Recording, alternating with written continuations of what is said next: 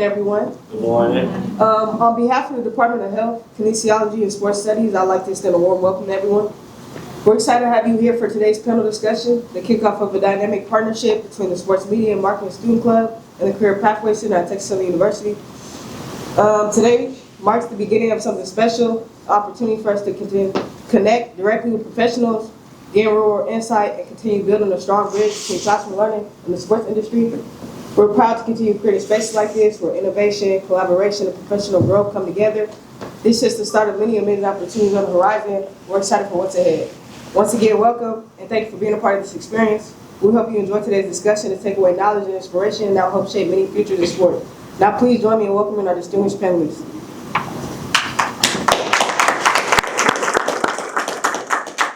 Hi y'all, my name is Raven Wright. I'm a sports management major. I aspire to be a sports agent. I'm from Kansas City and I am a senior.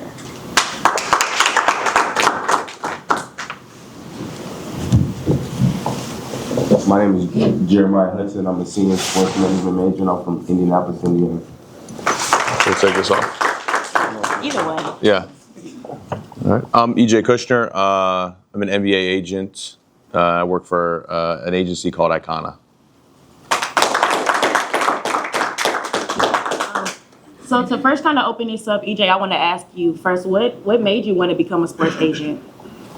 Well, I started off as a player, so I think that's where, and I don't think I actually wanted to be a sports agent. In fact, I didn't like agents. I'm not sure that I do now. But I think that really shaped being on the other side of it and having played and having had to deal with agents, have conversations with agents, be represented by agents. I actually ended up representing myself for 4 out of 5 years.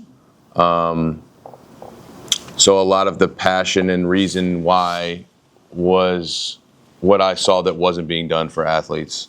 And actually, my wife, who's here in the back, we had a long conversation about this, and I had just finished playing professional basketball, and I had an agent offer me a job, and it was, no salary, no expenses, basically, eat what you kill situation. And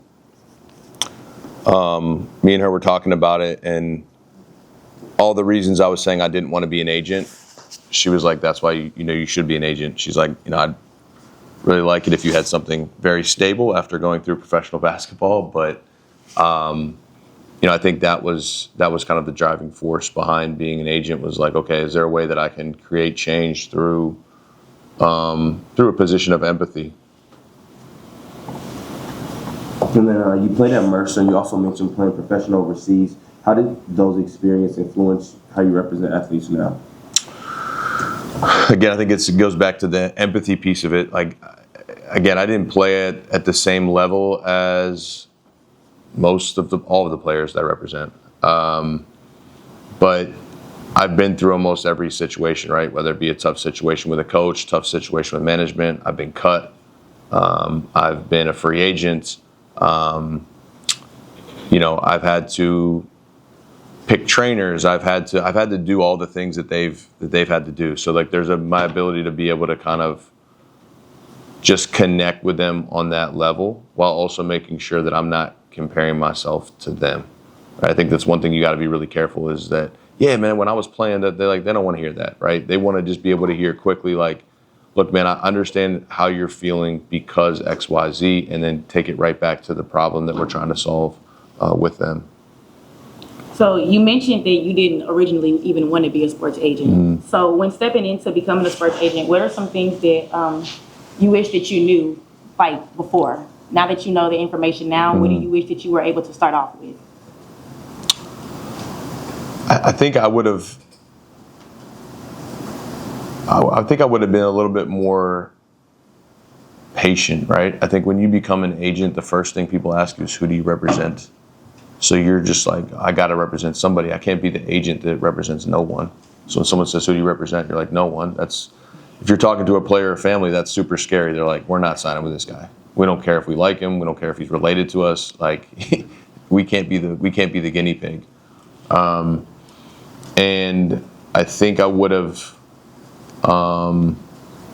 I don't know. I don't know that, like, there's certain things I don't think I would have done differently because it kind of shaped who I became as an agent. Mm-hmm. And I think there's kind of two paths that you can take. And One is trying to figure it out on your own, or find a partnership or work for an agency. And looking back on it, the first agency that I worked with, I was a little restless. I wanted to be further ahead than I needed to be. Like, I needed to learn. I needed to actually figure out how to bring value to players and really learn that piece of it. I think that's the thing that I would stress, is figure out where you can provide value first. Like, where do you already have some sort of expertise, or where can you build an expertise, or where can you give value to the athlete? Jumping straight to just being the agent is not always the best thing for you or for the player. And I would say that that's the biggest thing, is build your foundation, and also decide who you want to represent, and then hold to that line. Don't just represent anybody. If there's a certain type of player, a certain level of player that you want to represent, establish that and then focus on that. Even if you're hearing no after no, right? Stick to who you want to be as an agent, and stick to kind of the parameters of who you want to represent. And speaking on some players that you've represented, like Buddy Hield and Jashawn Tate, what are some of those qualities that you look for when looking for who you want to represent? Yeah, with Jay Sean, I think it was more of there's a scouting aspect to this as well. So I think when I first got into the business, I just assumed that everybody in the NBA was like the smartest, best people in the basketball world. And I'm not saying that the smartest and the best aren't working in the NBA, but I do think that they miss on players. We see it. There's all kinds of cases of guys that have gone undrafted. So I think trusting your gut. With Jay Sean, it was more or less like, man, this guy's like really good, and he really impacts winning. Like, when I watch him play, like as a hooper, I'm like, I want this guy on my team, right? Like, that's the guy I want to go to war with. And then getting to know him as a person, like hardworking, humble, almost too humble, right? Like, he wasn't demanding. He was great to work with, because you could just have conversations with him, right? And he didn't have really at the time. It's like, not that he didn't want to play in the NBA, but I don't think he wasn't like dead set on like, I got to make the NBA, right? He was kind of just like, yeah, I just want to go play professional basketball. And that was an incredible journey where like he started off making $39,000 in Belgium on a 1-month tryout. So his team was not even fully sure that he could play at that level. And now, he's made $25+ million in the NBA. So like, I think that's incredible, just as far as like as an agent, helping a guy kind of see something that maybe they can't even see, and then mapping out a plan, and then being willing to pivot whenever you need to pivot. With Buddy is just, I was fortunate. Diana Day, who I work with, she's worked with Buddy his entire career. So, that's a situation that, because of her, I've been fortunate enough to be able to work with Buddy. You mentioned a lot of great things about Jay Sean. So whenever you're finding a client, do you look for certain qualities, or are you willing to work with everybody, like the best of the best?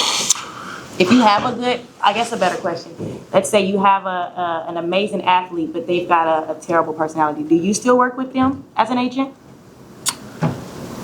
Listen, it's very easy to say no, right? But like, when I first started out, the answer was yes. He's talented. I'll figure it out. And at this stage in my career as an agent, the answer is actually no, because whatever you think you're going to get out of that from a positive standpoint, it's not going to happen. Mm-hmm. I'll tell you that right now. I can promise you. Well, I know he's this or he's that, but if we get to this contract, or if we do this deal, or if I get this marketing deal, and if I make X amount of dollars, I promise you, either that won't happen, or whatever you make will not be worth all the things that come from it.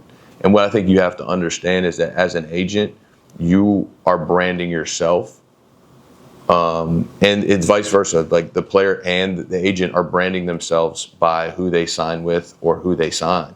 So if I pick up the phone and I call an NBA team and I'm advocating for this player who's an idiot, right? I can't say he's an idiot, right? Because I'm his agent. I got to represent him. Mm-hmm. But they know, trust me, these NBA teams spend millions of dollars scouting, gathering intel, information. They know right? There's not they know everything. They're calling your 5th grade teacher, and that's not really a joke. Like, they're gonna find every bit of information on you, so they already know these things. So it's like, if EJ is calling me, he's calling me about him. I don't want that association, right? I want them thinking, man, EJ is calling me. I assume this player's a good guy already. If EJ is representing him, or I've had guys where like they've had certain character things held against them, and they've evolved and they've matured, and I'm able to tell the team, hey, look, do I represent those types of guys? And they're like, nah, you're right. I said, okay, so I look. And when I'm getting a player, if there is a situation like that, I'm very upfront. It's like, hey, here's what the NBA teams are saying about you, because that's what matters, because they're the teams that can sign you. And, they think this about you. Are you willing to change it? If you're not willing to change it, if you're not willing to acknowledge that, if you're not willing to work together to fix that perception, then we should just not work together, because whatever you expect to happen and whatever I expect to happen will not happen. So just as a quick follow-up, what are some of the characteristics that you look for? I mean, really, it's I would say there's got to be a balance of confidence and self-awareness. I'm okay with a guy being more confident than maybe he is good, because to make it in the NBA, you got to have some level of ego. You got to have some level of confidence to be able to make it in that league, and internationally. Like, just to be a professional basketball player, you just got to think you're a little bit better than you are. But you have to be able to balance it with some sort of self-awareness, or the ability to receive good information. And so I always preface it with players is like, my job is to gather good information, pass it on to you, and then we make the decision. And the good information doesn't come from your friends, it doesn't come from your family, it doesn't come from your friends. It comes from the teams that can actually sign you. So the general managers, the coaches, because what they think is ultimately what matters. We can work to try and change their perspective of you. There's things as an agent that you can do, but for the most part, it's like, that's what you need to focus on. Is like, this is what they're saying. How do we address it? Jay Sean's an example. They said he was too short, right? They said his body needed to get better, and that he didn't shoot it well enough. So it's like, those are 3 things. One of them you can't change. He's not getting taller. At 22, you're not growing. Yeah. Okay, so forget that. We're not even going to think about that, because there's nothing we can do about it. Can you improve your body, diet, training, right? And then shooting. Can you become a better shooter? You can do those 2 things. So if we focus on those 2 things, then I can go back to these teams and say, hey, remember you said he did all these things right, and you were worried about the shooting. Well, he goes to Belgium and shoots 40% from 3. Now I'm able to go back and pull from that and say, hey, look. But that was somebody that I could go to and say to, hey, listen, this is what they're saying. And he was like, cool, I'm going to go and address it. So like, that's the level of like the self-awareness piece of it. Mm-hmm. If you go to somebody and they're like, nah, man, like, that's BS, or that they're wrong, I can't work with you, because you're not open and willing to hear. I'm not telling you this because I'm trying to be mean or I don't like you. I'm doing this because this is in the best interest of both of our businesses. Mm-hmm. So I think that's the main thing. Is like, these are people you're going to be working with, like, really on a daily basis. Like, all of my clients, I'm either talking or thinking about or doing something for them every day. So if you want to have also a well-rounded and good life, the people you work with, you want to work with people you enjoy being around. You've talked about some of those conversations that you have with your players on a daily basis. Outside of negotiating deals, like, what other responsibilities do you have as a agent? Man, I mean, negotiating deals is probably less than 5% of the job, because, I mean, if it's an international guy, you might be doing a deal every year or 2. If it's an NBA guy, you may be doing a deal. Let's say Buddy, for example, is on a 4-year deal. So it's, all the in-between stuff from, helping somebody move. When we had the freeze in Houston, they're out of town, going and wrapping pipes.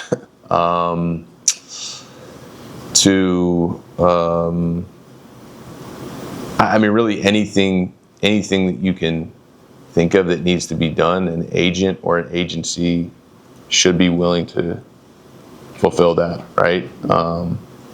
And Some players will have day-to-day guys or day-to-day people that they hire on their own.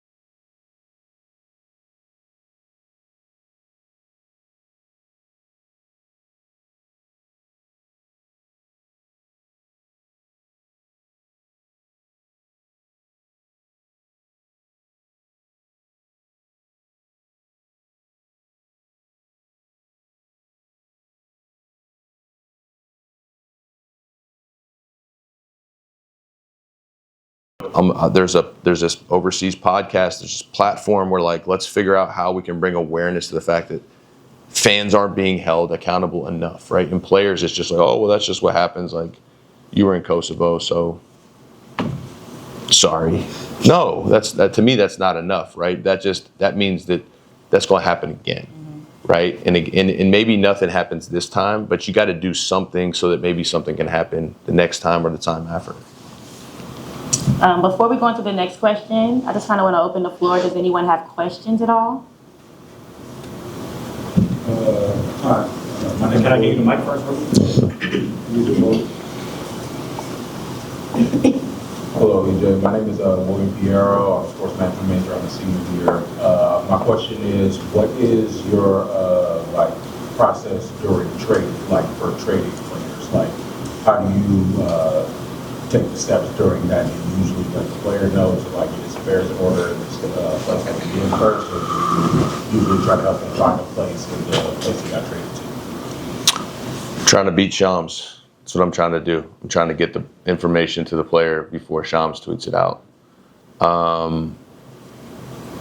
And it's so crazy where you're trying to figure it out. Nobody wants to share any information during the trade deadline until like the last week, right? That's when things really heat up because you have a deadline. Anytime there's a deadline, that's when things happen. And I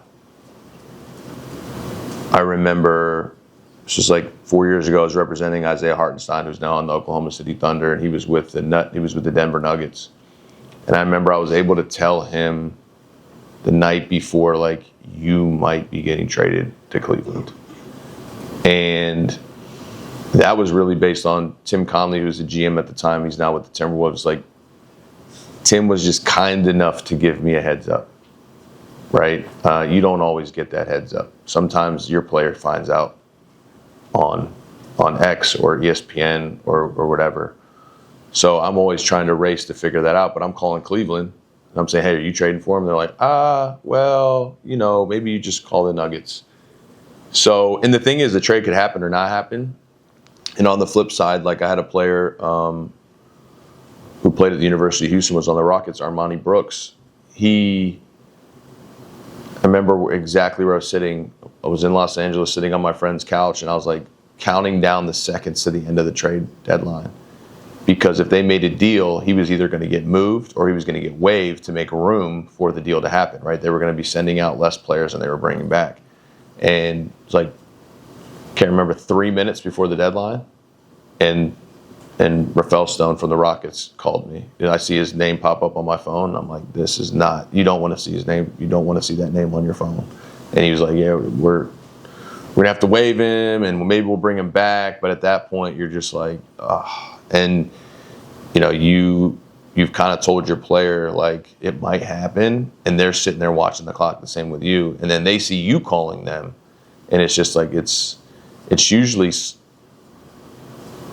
devastating, even if it's what the player wanted, because they got to pick up and move. Like, people don't realize the human aspect of it. It's like you pick up and move, and then they put you in a hotel room for, I don't know, it's like 45, 46 days they can allow you to be in a hotel. So like you're not settled. You're trying to figure out how to move your stuff and pack stuff up, and it's wild and very stressful. Free agency and the trade deadline are the most stressful times. Somebody, did you have Carrington? Oh, I'm sorry. My name is Sorry, Garrison. Senior. My question is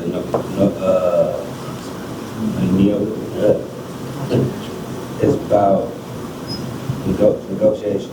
So can you share some successful negotiation strategies that you use on behalf of your clients? Yeah, I think the biggest thing when it comes to negotiating with teams is making sure that you're looking at it from their side as well. So I think everybody thinks, like, as an agent, you just walk in, pound on the table, and say, "Give me what I want," and the team's like, "Yes, sir," or "Yes, ma'am," right? Like, well, okay, we are going to serve all of your interests and none of ours. So I think you have to first ask the right questions leading up to before that negotiation really starts to happen. What are you guys looking to do? How do you see this team evolving? How do you see my client evolving? Where do you see him? Do you see him short-term, long-term? Those types of things, right? So you'll see, like, I'll see deals that got done this offseason where, all right, that player's getting traded.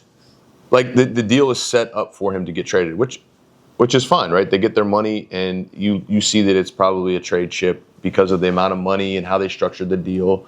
But I think that's the first piece, is understanding, like, where can you find common ground? How can we be respectful? And how can you be so well informed when you're having those conversations with the team so that you can propose solutions for them, not just like solutions that are good for them and your client. I think one of the examples is Jay Sean, his deal with the Rockets, the second deal. He had a team option on his third year, and I remember he was stressed about them picking it up. And I was like, I don't want them to pick it up right now, because they might be able to opt out and we might be able to do a new deal. And so the conversations we started having was like, all right, you really care about cap space the following summer. You don't care about cap space this summer. So what if we did a new deal where his amount of money that he got in the first 2 years, less what he would have made on this deal, was equal to like the projected mid-level exception? Okay, all right, so then I get what I want, right? My client wants, I get the money. It works for them too, because now his cap hit is lower the next year. He's not a restricted free agent. They don't have a cap hold. So you're just like thinking through all these things, and it's usually based off of questions you've asked them. So when you're presenting a solution, you're not presenting this, you're presenting the solution to the problem or what they've already said. I think that's the biggest thing I can say to you is listen first. Learn how to ask great questions, because then you can use that to go back to them. And you're not saying, this is for me, my client. This is, hey, you said this. You said that you valued this, or you said that you were trying to do this, or you said that you did see my client at this mid-level number, that kind of thing. So now it's at that point, they're like, okay, yeah, I did say that. I did, right? Instead of being like, well, I want this, this, this, and this. Like, these guys that are making these decisions at the NBA level are making millions of dollars, and there's 30 of these jobs. So they don't care. They care about keeping their job. I mean, we just saw what happened with Nico Harrison, right? These are stressful jobs, and if you don't do well, you're not getting another one. So as much as there's some people that they care, they're human beings, but they're trying to keep their job. So you have to remember that, like, they're trying to keep their job, and they're trying to build a team that they think can win. And sometimes what they think is right, sometimes what they think is wrong. Same thing on the agent side. Sometimes what we think, there has to be alignment. EJ, you had a successful basketball career playing in college and professionally before becoming an agent. So like, when was the time when you realized it was time to transition from playing to advocating for players? And what was one thing that surprised you or like you didn't expect transition? I would say I probably didn't know when it was over. I had to go take one last deal. My wife can attest to that. I needed one more contract to know that it was over. And I'm fortunate that I had a wife who was supportive enough to be like, all right, once this is over, it's over. And, I had an injury and, your mind still works a certain way, but when your body's not able to keep up with it, you just kind of know. And I think when I started going to practice and games and being like, I don't want to be here. And I have 4 kids. At the time we had our first child that season. And I think once you started you realize like other things were more important than basketball, and basketball wasn't serving those other things. Like that's when I knew it was time. And then getting into the business, I think I was surprised that, again, no self-awareness here. Like the advice I gave you guys is I had a list of 50 people I was ready to call and be like, hey man, I'm so excited. I'm an agent now. Like, let's talk about your situation. They're like, whoa, dude, you were playing basketball like 3 weeks ago. You're an agent now? Like, I know you know your stuff, but like, you want to just represent me? Like, I'm in like year 4 and this is a huge off season for me. And like, you're my guy. And I'm like, yeah, we can do this. And I'm working for this guy. And they're just like, dude, shh. Like, it's like, I'm going through a tunnel. I'm on an elevator, And you're like, dang. So the first players I got were players that didn't know me as a basketball player. They knew me as an agent. So I think it's like understanding the perception around it. I was just so excited. I was just so geeked, right? And I think you kind of have to go through that in any job you do where you're like, oh, this is exactly how it's going to go. And then when it doesn't go that way, if you can keep going. That's really, I think, if you know you want to do it. And for me, it was like, all right, the guy I was working for said, yeah, I said, he's like, how much do you need to make year 1? I was like, I need to make $30,000. That's what I need. Like, I need 30. If I make $30,000, I can figure it out. We'll piece it together. And I made, and he was like, yeah, you can do that. You can make $30,000 a year. No, easy, no problem. That first year I made negative $3,500. Okay, so that's way off. So I was waiting tables and also teaching. So that was one of those things where like, okay, nothing is easy that a lot of people want to do, right? Like being an agent seems cool, and it is cool. I love my job, but there's a lot of people that are trying to be in that space, and there's only so many athletes that, and there's 5-6 agencies that control or represent, probably 70 to 80% of the players. So, it's an uphill battle, and I think it's like I learned like, okay, I do really want to do this, but I had to go through like getting knocked down to know like I do want to keep going. What are some of the things you wish you knew starting out? Probably that. I mean, I was like, had the mentality that like we're gonna do it the right way. We're agents. We're good guys, and we're gonna recruit the right way and do the right things. And I remember I went to this agent school, and I was probably 2 years into being an agent, almost 2 years, year and a half. And I remember the guy I was working for at the time was like, man, we're right there. We're just like right at the corner. And so I went to this agent school, and I'm listening to all these NBA agents and baseball agents and football agents for 2-3 days. And I'm not going to lie, it was like very deflating. I came back, and I remember he was like, how close are we? And I was like, how do I tell him this? Like, the corner is not on this planet, not in this universe. Like, we got no chance, right? We got to be like the luckiest 2 human beings on planet Earth to land an NBA guy with what we have going on. And in that moment, I wish I would have handled it differently, because my mind was like, I gotta stop. I gotta get out. I gotta go somewhere else. I can't win here. And if I could go back, I would have sat with him and say, how are we going to get here? How are we going to figure it out together? Because he was a great guy. But sometimes you don't know that you're working for a great guy or in a great situation until you go through bad situations. And so that is probably one thing that I would have done differently too, is focus more so on like, who are you working with, and not overlook certain things when it came to character, whatever. Yeah, he is a little bit this, or he is a little bit, but we got Chance the Rapper, so like, I'm going to ignore these other things. Well, those other things will creep up on and be way bigger issues down the line. Okay, EJ, I've got one more last question for you, then I'll let everybody else finish asking you. How do you think the NIL deal has presented like opportunities or like threats possibly? I'd say opportunity. I mean, especially if you're trying to get into the business, there's just a lot more players that need representation or need help.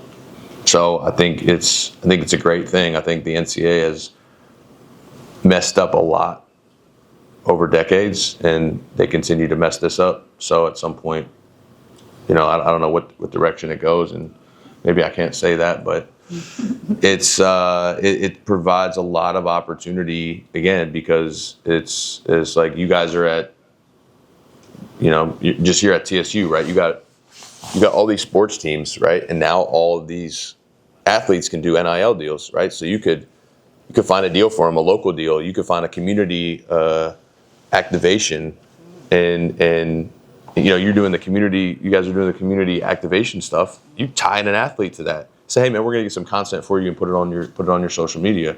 Now all of a sudden you provided value that you couldn't provide before to an athlete, and now you have kind of a foothold into, quote unquote, say the business. So for me, I think it's great. I think there needs to be a level of regulation. Like, a lot of people are just saying they're agents, which I think is problematic for the industry as a whole, and colleges don't know what's going to happen because one lawsuit changes. It's like the NCAA is like 0-47 right now in antitrust lawsuits, so you don't even know how to predict. And I have a high school athlete that I'm working with where his parents and him will ask me these questions, and I'm like, I could give you an answer today. It might change in a month. So I think that's the challenging thing, but also the opportunity is a thing that I would want to express more than anything, is you guys all have an opportunity in this room. You're all in proximity as students here to be able to help an athlete.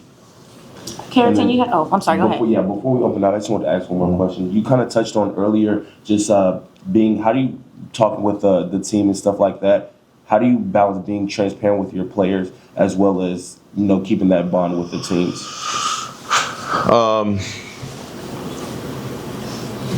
I mean, I think it's just being prepared and being honest, to be real. I mean, that's all it really comes down to. I think it's like anything in life. It's like if you tell a lie, you have to tell so many other lies to cover that lie, and then you're going to forget what lie you told, and at some point someone's going to remember and be like, it doesn't sound right. So I think it's just being honest and transparent on both sides, and just being able to sometimes have tough conversations, So, I mean, I was at Oklahoma City and Golden State the other day, and I'm talking to the assistant GM about Armani Brooks, who's playing EuroLeague. This is just an example. And it's just like, I'm getting feedback from them that I'm then giving to him, right? Some of it he wants to hear, some of it he doesn't hear, but all of it he needs to hear, right? So that, at the end of the day, is what you have to remember, is that they're trying to do their job, you're trying to do your job, and there's no reason for, it doesn't have to get emotional, right? It can definitely get stressful and emotions can come out, but at the end of the day, it's like, you just got to be solution oriented. Do you have anything else, Jeremiah? No, we can open up the floor now. You talk about building that rapport with those coaches, those assistant general managers, so you can gather that good intel to good feedback to your player or that club that you represent. Yeah. You can be champion. Yeah. That's a great question. So one thing that I learned, probably not until like the third year I was an agent, right? Like, I was calling all these people that I knew and pieced together. First, I started off with, okay, who do I know that works in the NBA? And then who can they introduce me to, that kind of thing. But the reality of it is like, once you get through that first line of like, these are personal connections, once it becomes that kind of secondary, somebody introduced you, they're not going to spend like a ton of, there's some really good people that will spend time, but I also understand they don't have that time. And if you don't have a player, you don't have something for them to talk about. So what I learned was I would start recruiting players, going to games, scouting, whatever, so that when I called somebody, I wasn't calling to say, "Can you get my guy a workout?" or "What do you think of this guy?" or "What do you? Hey man, like, I went to this. Would it be helpful if I told you what I saw or what I heard, or if I connected you to the guy's high school coach or to his brother, or that's great, man. Yeah, absolutely." So now when they see I'm calling them, they're not like, "Dude, I'm not answering this because this dude's asking for something that he's asking for a favor and he doesn't know that he's asking for a favor." I was calling with some sort of something of value to them that wasn't valuable to me. And I think that's the best way to go about it. But it's really hard because when you get into the business, you just want to have those relationships and you just want to be able to tell a guy that you can get him and I'm going to work hard for you. And it's I don't want to say like it's impossible, but that's the angle if you don't have a player. If you have a good player, you don't have to worry about that. You'll have every relationship in the world. I mean, I remember one of my good friends, he signed Nick Claxton when he was coming out. He had no players. I thought he was crazy, right? He had no players for like 2 years. I'm like, dude, you're an agent with no players. And then 1 year we're at Portsmouth Invitational. He's like, yeah, I signed Nick Claxton. I'm like, what? And I'm like, dude, you were right the whole time. Because he held that line of like, no, I'm not going to just start representing anybody. I'm going to wait. And I know what I can do. And guess what? He didn't need connections because every single general manager, every single assistant general manager during that pre-draft cycle was calling him. So now he had the whole Rolodex just by having that one guy. But now getting that one guy, that's very difficult. I never want to say impossible because I don't want to be like Debbie Downer, because I think a lot of the times when I was getting into the business, agents were like, "Oh, it's so hard, it sucks, it's bad, don't do it." You're like, but you're doing it. Like, give me some real guidance, right? Like, if I lose, I lose, but like, give me a pathway, give me something, or learn the CBA. It's like, nah, you're just trying to pacify me in the moment. Andy, you had a question? Yeah, again, good morning, my name is Andy. Quick question. I had a question about more of a sense. You talked about choosing the right athlete, finding the certain character in an athlete. Mm-hmm. How would you say building that relationship, that trust with an athlete? How do you go about it? How did you go about it with these? You mentioned Buddy Gilda. I forget his name. What's his name? Deshaun. And I was gonna ask more to touch base more on that. Maybe like, obviously we all make mistakes, and as an agent, you are bound to make a mistake. So how do you build off that trust? Sometimes, their trust is in jeopardy. How do you reassure your athlete that even though a mistake has been made, how do you rebound from that? How do you reflect this on you and your athlete to feel like y'all can attack another situation confidently? Yeah, I think it honestly all starts at the beginning. And I think the hardest part is when you're recruiting a player and there's other agencies recruiting that player. It is, I'm going to say impossible to maintain a healthy level of expectation. Because as an agent, you got these it's two things. Like, it could be competitiveness, it could be pressure, right? Because a lot of times agents are walking into the room and they've got some sort of top-down pressure from their company. Like, you got to sign X amount of players. So they're in there. We're the best. We can do anything. We're better than everybody else. Everybody else sucks. The parents are like, well, can you do this? Yeah, we can do it. We can do it better. We can do it 10 times. It's just like, and then you walk in the room and they're like, well, the other agency says they could do this. And you're like, dude, I know I'm better than that guy, right? But you cannot give into it. You can't say, you got to say, listen, I'm not sure. Or what's important to you, right? Again, it goes back to what I was saying about the team. What is important to you? What do you want in an agent? Right? I had a dad that I was talking to the other day. He's like, we want the right fit. I'm like, cool. What's the right fit? Right? I don't know if I'm the best agent for you. He's like, what? I'm like, yeah, I don't know how many meetings you've had, but everybody's probably telling you that they're the best. Everybody else is the worst. But like, what's important to you? And oftentimes players, family, they may not know. I don't know what I want. I'm not sure. Like, that's why we're doing meetings. But it's like, okay, well, from your meetings or whatever, what do you want out of this relationship? And then I think from there, that's where it all starts.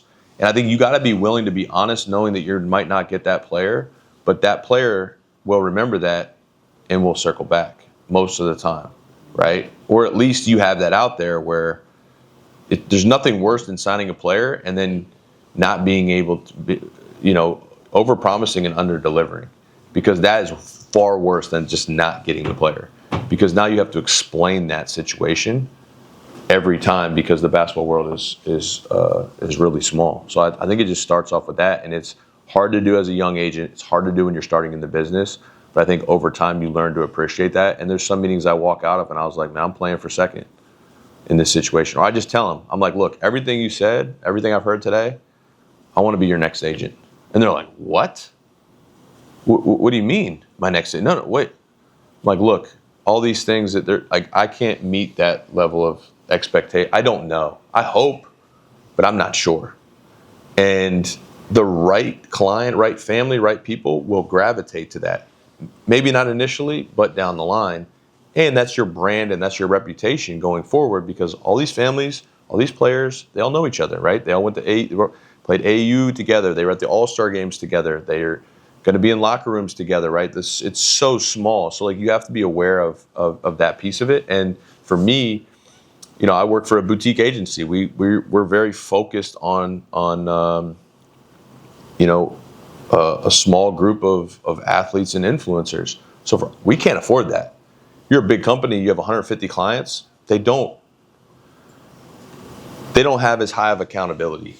So I think it's like you establish that accountability and you craft it individually for each player. And then to get through stuff, it's just you're being honest and being transparent. And sometimes, like, I had a player recently where I was like, he was stressed and he was frustrated, and I quantified it. I said, look, this decision that we're making together, I'm going to make $0 guaranteed dollars. This other decision we make, I will make, $25,000 off this. Locked in, done, no more work for the season. He was like, oh, yeah. Okay. I said, yes. So like, I'm like, I got skin in the game with this decision. And I think if you do that enough and you're consistent with the players, then you have a good, you'll have success. We've got time for 2 more questions. Dr. Oh, I'm sorry.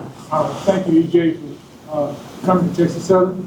And I think that we have a captive audience of students who are very interested and intrigued about becoming agents, professionals in their kinesiology, sports management, and all those different areas that they're in.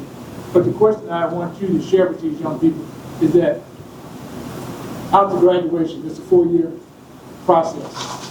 Getting into this business, it sounds grand, like it's a grand thing, but it comes with hard work. So I want you to tell them about the hard work that you have to put into it before you get started. And they don't quite understand that slip sword methods bring on slip sword results. If you don't go to class, you don't go to work. If you don't go to work, you won't be successful. Mm-hmm. And they microwave babies. They're looking for instant gratification. You don't get an A unless you put forth the effort. Mm-hmm. So tell them about how you had to, once you got out of the profession, you tried to start another profession. Now you're trying to build your brand. And you got to be certain about who you put on your team. Mm-hmm. So last question, do you have any opportunities for internships?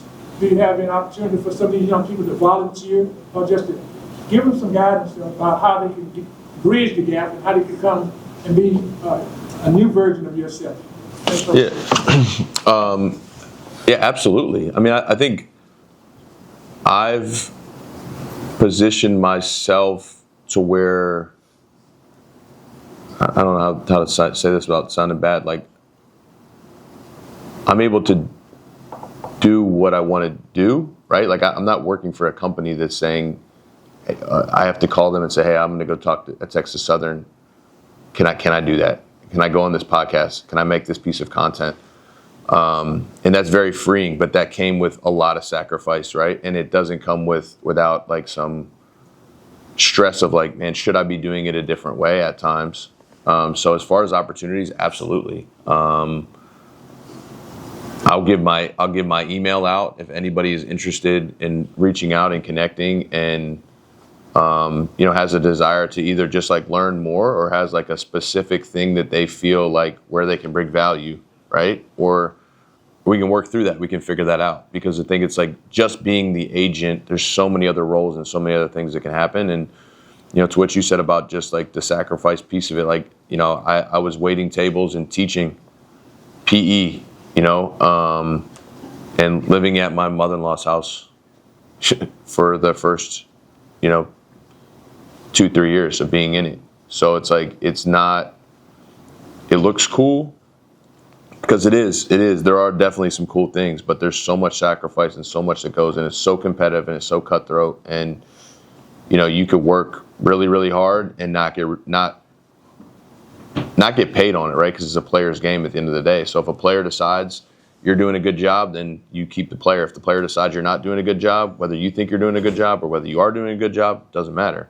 It's a player's world. So like understanding that piece of it too, if you're going to step into this, it's like, it's not.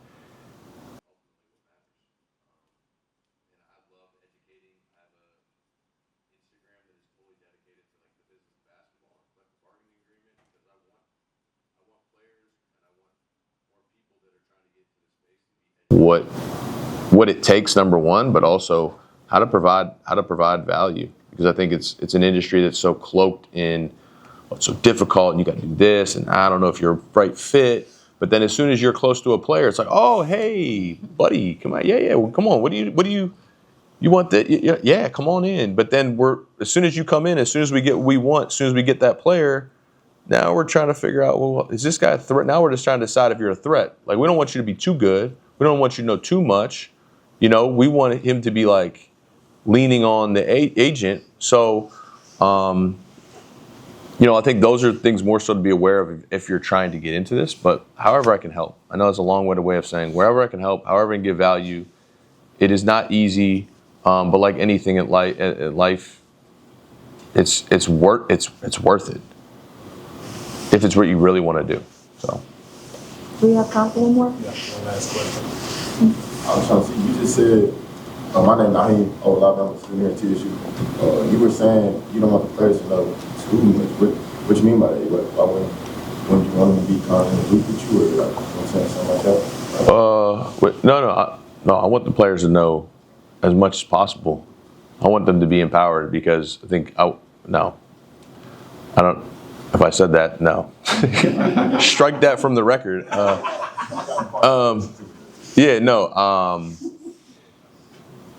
I want players to be as informed as possible, because an informed player makes the whole industry better, right? The locker room is a place where you got a confined group of guys, and there's good and bad information that's dispersed in those places. I want the bar to be raised, right? And you can't represent every single player, but if you raise the bar, or you raise the level of awareness, education, accountability for agents, the better it's going to be for both sides. And that's my biggest thing, is players need to learn, if they have a good agent, holding them accountable, asking the right questions, learning. Why are you making this decision? I tell my players all the time, ask me as many questions, test me. I want you to peg me with as many questions as possible, because I want this to be our decision, like a partnership, right? But I want you to be owning this decision based on the information that we've talked through, so that this is a together thing. It's not I have so much regret because I made XYZ decision because my agent told me this and it was wrong. So. I did have another part to that question. Yeah. I was gonna say, so I know you face like a lot of like hard kind of tasks and whatnot, or you're not able to fulfill something for your athlete or something. How do you move about that? Like, how would you bounce off that? You figure it out. You find out who can fulfill it. If you can't do it, you find out who can. Right? I think that's the end of the day. It's like it's not a business where you can just be like, sorry, I can't do it. Right? Maybe certain things, but if it's something that they need done, you got to just figure it out. So It comes down to your resources. yeah, it really is like, resources is it's time, it's connectivity. I mean, the lady that I work with, Diana Day, I mean, she worked with Kobe Bryant, James Harden, Andre Iguodala, obviously Buddy, so like for me, this is, in the last, I guess, 2 years was, okay, I need to figure out like who I'm aligning myself with, who's been where I haven't been, because whether I can do something or not, the perception is I haven't been there, done that. But if I can walk into a room and say, she worked with Kobe Bryant, it's a whole different perception. Got time for one last question.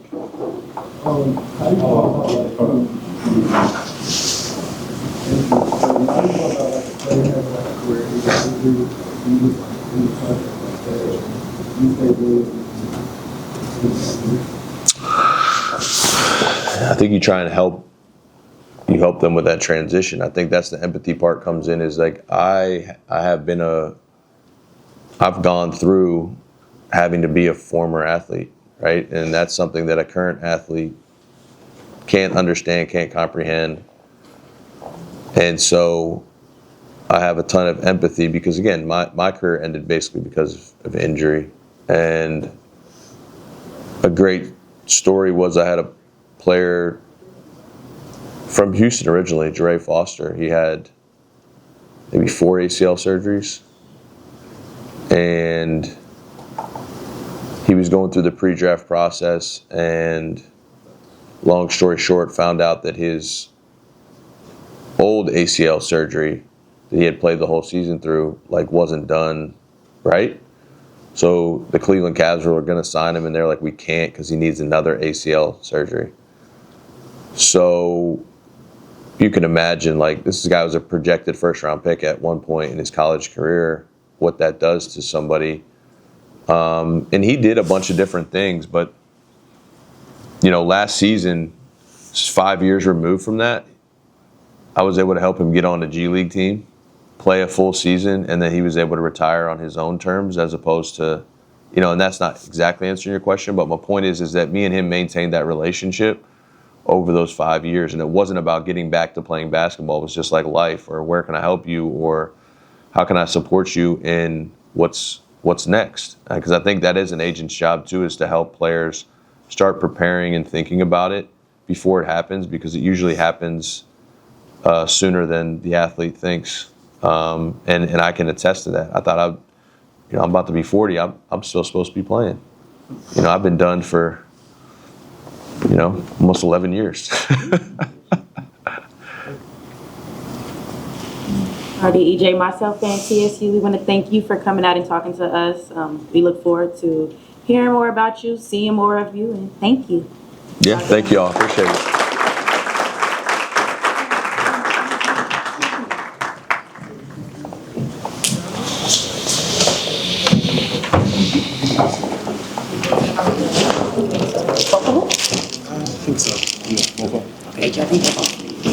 Thank you so much. Appreciate it, man. Thank you.